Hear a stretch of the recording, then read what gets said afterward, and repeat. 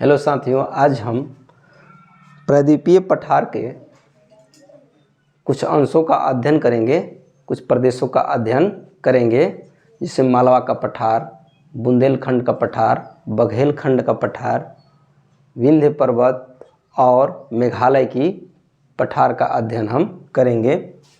देखते हैं सर्वप्रथम मालवा का पठार।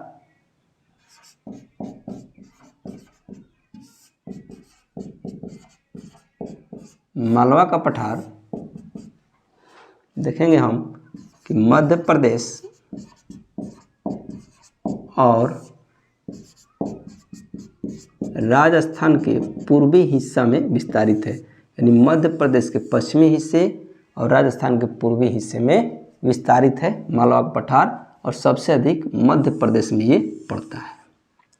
तो मालवा का पठार जो है लावा चट्टानों से बना है, लावा चट्टानों से बना है, और ये जो लावा चट्टान है उसका नाम है बैसाल्ट। बैसाल्टिक लावा चट्टान से मालवा का पठार बना है। ऐसे में यहाँ पर काली मिट्टी पाई जाती है, यहाँ पर काली मृदा पाई जाती है, क्योंकि बैसाल्ट चट्टान के टूटने से काली मिट्टी का ही निर्माण होता है, क्योंकि इसमें एल्यूमिनियम और आयरन के ऑक्साइड होते हैं।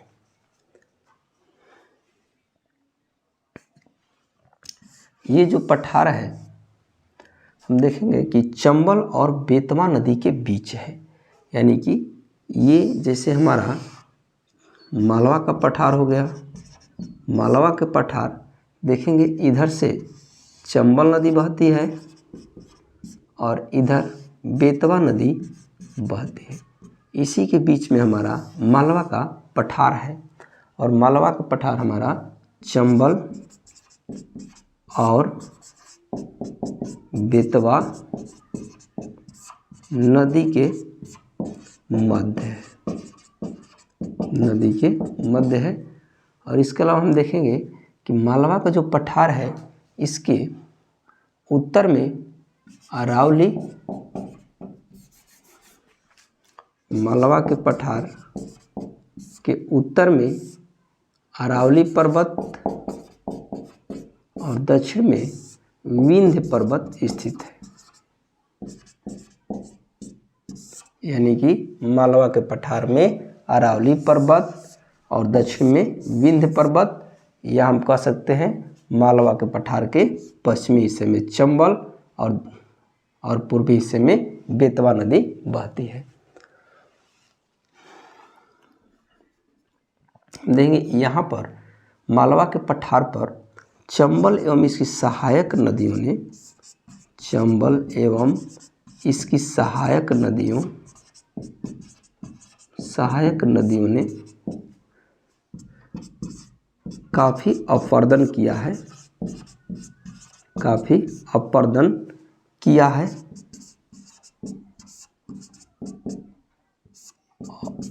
और अपरदन का जो प्रकार है उसको हम गली अपरदन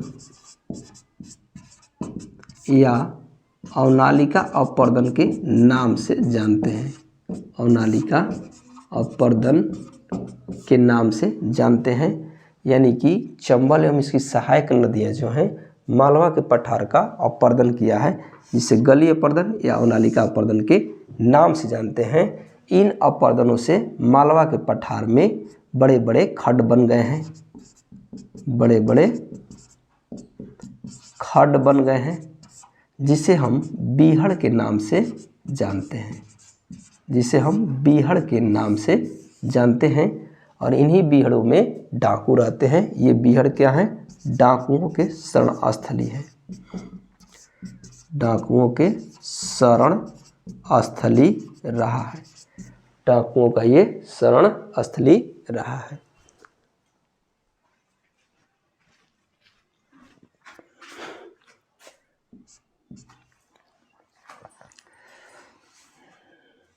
फिर हम देखेंगे मालवा का जो पठार है इसकी सबसे ऊंची चोटी जो है मालवा के पठार की सबसे ऊंची चोटी ऊंची चोटी का नाम सिगार है। सिगार, मालवा के पठार की सबसे ऊंची चोटी सिगार है।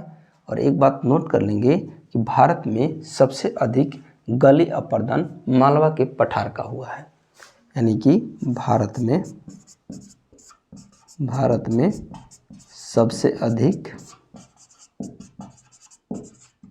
गली या अवनालिका अपरदन, गली या अवनालिका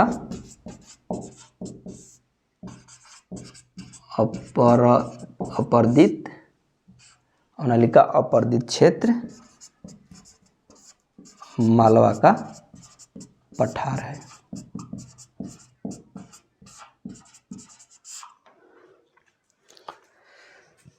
फिर इसके बाद हम देखेंगे बुंदेलखंड का पठार। ये जो बुंदेलखंड का पठार है मालवा के पूरब में स्थित है।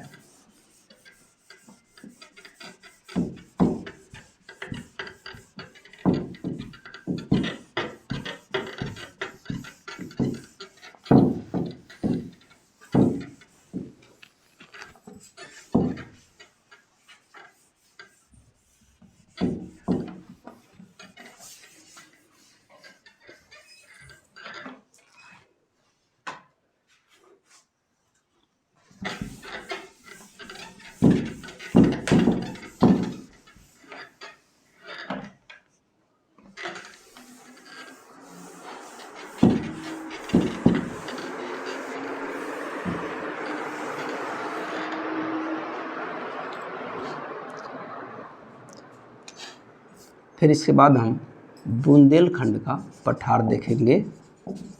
बुंदेलखंड का पठार, ये जो पठार है बेतवा और केन नदी के मध्य है। केन नदी के मध्य है, यानी कि ये हमारा बुंदेलखंड हुआ। बुंदेलखंड, और इसके इस ओर बेतवा नदी और इस ओर केन नदी बहती है। और इसकी जो बहने की दिशा है उत्तर की ओर बहेगी, बहती है। ये जो बुंदेलखंड का पठार है उत्तर प्रदेश और मध्य प्रदेश में पड़ता है, यूपी और एमपी में पड़ता है। तो हम देखेंगे ये जो बुंदेलखंड का पठार है इसमें लाल और पीली मिट्टी पाई जाती है। लाल और पीली मिट्टी पाई जाती है जो कि अनुपजाऊ होती है, यानी खेती करने लायक ये नहीं होती है। फिर इसके बाद हम बघेलखंड का पठार देखेंगे। बघेलखंड का पठार, बघेलखंड का पठार जो है एमपी, छत्तीसगढ़ और यूपी में पाया जाता है। यूपी में पाया जाता है। और ये जो बुंदेलखंड का पठार है देखेंगे हम कि केन ऐसे बह रही है और सोन नदी के बीच में हमारा बघेलखंड का पठार है। बघेलखंड इधर यूपी है, यहाँ एमपी है, यहाँ से और छत्तीसगढ़ है। तो बघेल, और इस पठार में भी हम देखेंगे कि लाल एवं पीली मिट्टी होती है। लाल एवं पीली मिट्टी बघेलखंड पठार की भी विशेषता रही है और यह भी मिट्टी अनुपजाऊ होती है।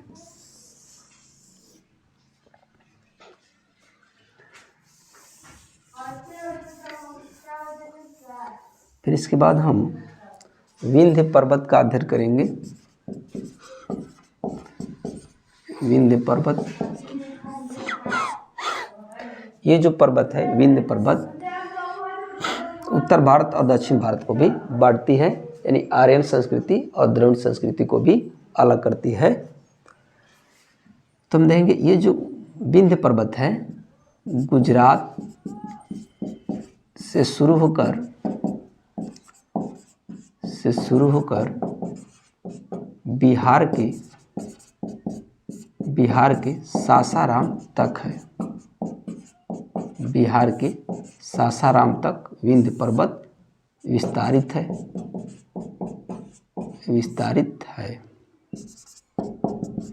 देखिए ये जो पर्वत है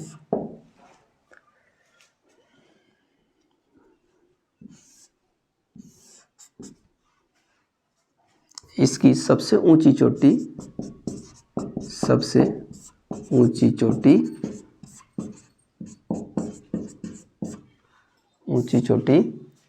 छोटानागपुर पठार पर स्थित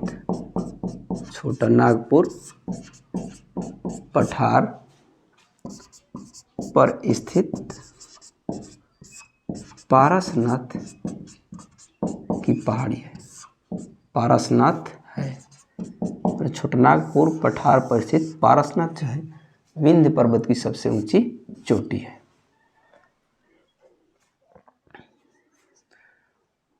और जो विंध्य पर्वत है, विंध्य पर्वत भारत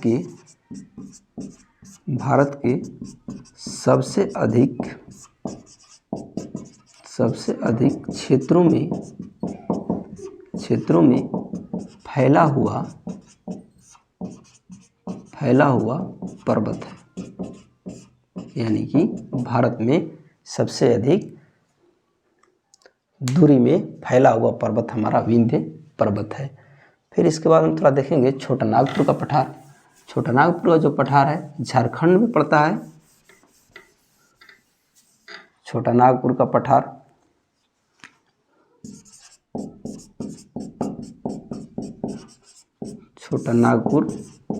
पठार ये जो पठार है हमारा झारखंड में पड़ता है, झारखंड राज्य में है।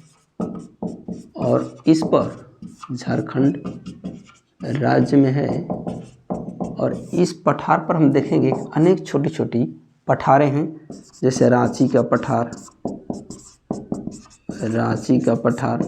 कोडरमा का पठार, फिर हजारीबाग का पठार, सब छोटे छोटे पठार स्थित हैं। इसके बाद हम देखेंगे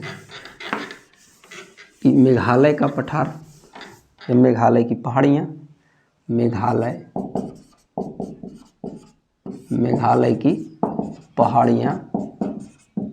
ये जो मेघालय की पहाड़ियाँ हैं प्रायद्वीपीय पठार का ही अंग है, यानी कि मध्यवर्ती उच्च भूमि का ही ये अंग है। और देखेंगे हम कि ये हमारा छोटानागपुर का पठार है। और इसके बाद ऐसे देख लेते हैं, ये हमारा अरावली पर्वत, इसके बाद मालवा का पठार, इसके बाद विंध्य पर्वत, फिर इसके बाद यहाँ पर देखेंगे हम बुंदेलखंड का पठार, बघेलखंड का, ये छोटानागपुर का,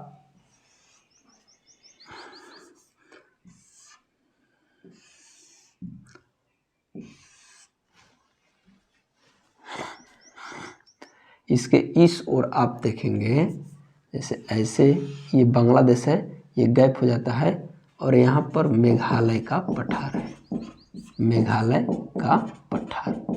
ये जो मेघालय का पठार है आपका गोंडवाना लैंड का ही हिस्सा है, यानी प्रायद्वीपीय पठार का ही हिस्सा है, यानी मध्यवर्ती उच्च भूमि का हिस्सा है। और ये जो है यहाँ पर राजमहल की पहाड़ी है, झारखंड में राजमहल की पहाड़ी,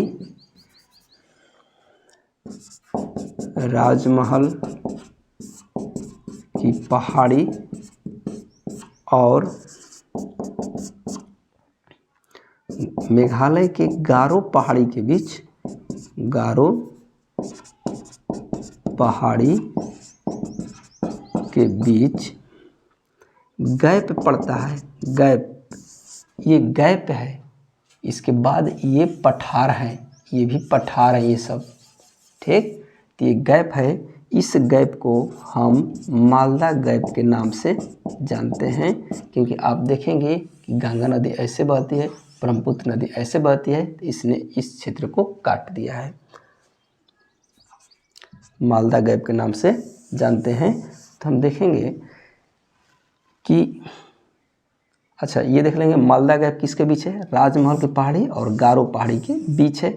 यह क्वेश्चन इस तरह से भी आ सकता है कि मालदा गैप जो है आपका पश्चिम बंगाल और बांग्लादेश में है। चाहे ऐसे भी क्वेश्चन आ सकता है कि मालदा गैप छोटानागपुर के पठार और मेघालय के पठार के बीच में ये मालदा गैप है। ठीक, इसके बाद हम देखेंगे मेघालय में, मेघालय का जो पहाड़ है, पठार है, उस पर अनेक छोटी छोटी पहाड़ियाँ पाई जाती है। जैसे में अच्छा इस पहाड़ को शिलोंग का पठार भी हम कह देते हैं।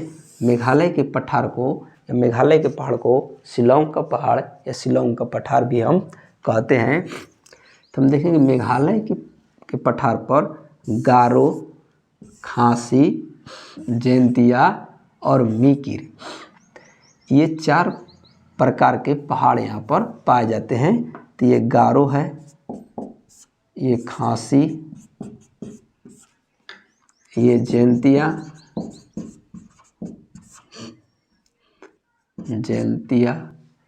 ये मीकिर, ये चारों जो है अरुणाचल प्रदेश में ही है।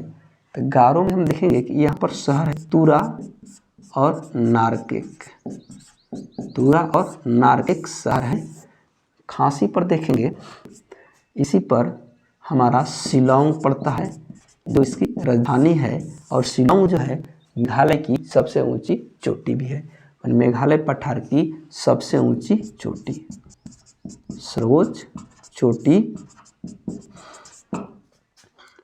मेघालय पठार की सर्वोच्च चोटी शिलोंग है। और देखेंगे कि खासी पर शिलोंग शहर, इसके अलावा मौसिनराम हम लोग जानते हैं कि सबसे अधिक विश्व में वर्षा मौसिनराम में होती है और ये खासी पहाड़ी पर है। इसके अलावा चेरापूंजी स्थित है। एक बात नोट कर लेंगे, एक बात छोड़ गए थे छोटानागपुर के पठार में, कि छोटानागपुर के पठार को भारत का रूर कहा जाता है। भारत का रूर किसको कहा जाता है, छोटानागपुर के पठार को कहा जाता है। छोटानागपुर के पठार को भारत का रूर कहा जाता है क्योंकि इस क्षेत्र में कोयला एवं लोहा अधिक पाए जाते हैं। पर छोटानागपुर का जो पठार है वहाँ पर कोयला एवं लोहा बहुत अधिक पाए जाते हैं, इसलिए भारत का रूर कहा जाता है। तो रूर जो प्रदेश है, ये रूर जो शब्द है, ये जर्मनी में कोयला क्षेत्र है, जर्मनी का एक कोयला क्षेत्र है, उसी के नाम पर हम लोग भारत का रूर छोटानागपुर पहाड़ी को पठार को बोल देते हैं। इसे भारतीय खनिजों का हृदय स्थल कहा जाता है, भारतीय खनिजों का हृदय स्थल भी कहा जाता है। यानी कि छोटानागपुर की पठारी को भारत का रूर जो प्रदेश है जर्मनी में है, इसलिए हम लोग भारत का रूर छोटानागपुर बोल देते हैं क्योंकि रूर में कोयला का उत्पादन अधिक होता है। हमारे यहाँ झारखंड छोटानागपुर में कोयला के साथ लोहा भी होता है और इसे भारतीय खनिजों का हृदय स्थल भी कहा जाता है। इसी के साथ हम वीडियो समाप्त करते हैं।